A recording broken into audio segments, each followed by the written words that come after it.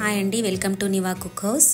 మహాశివరాత్రి రోజు శివుడికి నైవేద్యంగా పెట్టే ఈ సత్తిపిండిని, ఇది అమ్మమ్మలు తాతమ్మలు చేసే ట్రెడిషనల్ రెసిపీ. మా అత్తయ్య కూడా మా నానమ్మ కూడా చాలా టేస్టీగా చేసేది. అంతే టేస్టీగా ఎలా తయారు చేసేవాళ్ళో ఈ వీడియోలో చూసేద్దాము. స్టవ్ మీద ఒక కడాయి పెట్టుకొని 2 గ్లాసుల గోధుమలని శుభ్రంగా చేసుకొని ఇలా చిన్న సెగపై బాగా వేయించుకోవాలి. ఇవి ఎంత వేగితే అంత గోధుమ పిండి అంత టేస్టీగా ఉంటుంది. చిటపటలాడే శబ్దం వస్తుంది అప్పుడు వేగినట్టు. గోధుమలు కూడా కాస్త ఉబ్బుతాయి ఇవి వేగే ముందు. అలా ఉబ్బిన తర్వాత టపటప సౌండ్ వచ్చిన తర్వాత స్టవ్ బంద్ చేసుకొని వేరొక దాంట్లోకి షిఫ్ట్ చేసుకోవాలి. బాగా చల్లారబెట్టుకోవాలి.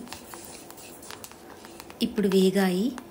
ఇలా వేగిన తర్వాత స్టవ్ ఆఫ్ చేసుకొని నేను ఒక చాటలోకి తీసుకున్నాను, త్వరగా చల్లారుతాయని. ఇలా బాగా చల్లారితేనే పిండి పొడి పొడిగా వస్తుంది. ఇప్పుడు మిక్సీకైనా మిల్లుకైనా మరపట్టించాలి. నేను మిల్లుకు మరపట్టించాను. బరకగా పట్టించుకోవాలి, నాలుకకు చుట్టుకపోకుండా టేస్ట్ బాగుంటుంది. ఒక కడాయి పెట్టుకొని అందులో 1/2 కప్పు వరకు నెయ్యి వేసుకొని ఇది సన్న సెగపై గోధుమ పిండి వేసి వేయించుకోవాలి. గోధుమ పిండి కాస్త రంగు మారే వరకు నేతిలో స్లో ఫ్లేమ్లో పెట్టి వేయించుకోవాలి. అలా వేయించుకుంటేనే సత్తిపిండి టేస్ట్ మరింత బాగుంటుంది. మనం అటు ఇటు వెళ్ళకుండా సత్తిపిండి చేసే వరకు ఇక్కడే ఉండి బాగా కలుపుకోవాలి.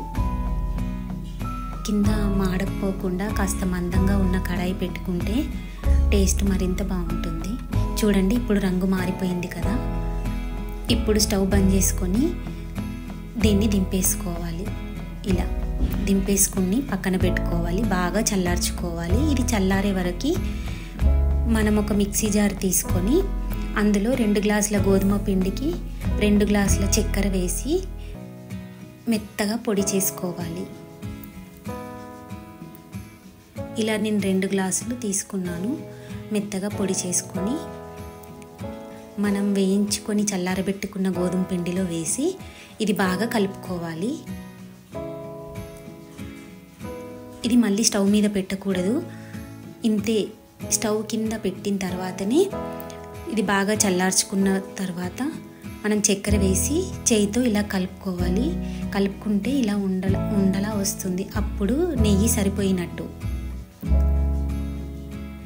అంతే అండి, ఎంతో సింపుల్ అయిన ఈ సత్తిపిండి ఇలా తయారు చేసుకొని ఒక ఎయిర్టైట్ బాక్స్లో స్టోర్ చేసి పెట్టుకుంటే 15 రోజుల వరకు తినచ్చు. మీకు కనుక ఈ వీడియో నచ్చినట్టయితే లైక్ చేయండి, షేర్ చేయండి, సబ్స్క్రైబ్ చేయండి. ఇలా సత్తిపిండిని 15 రోజుల వరకు ఎంజాయ్ చేయండి. మరొక వంటతో మళ్ళీ కలుస్తాను. Thank you for watching.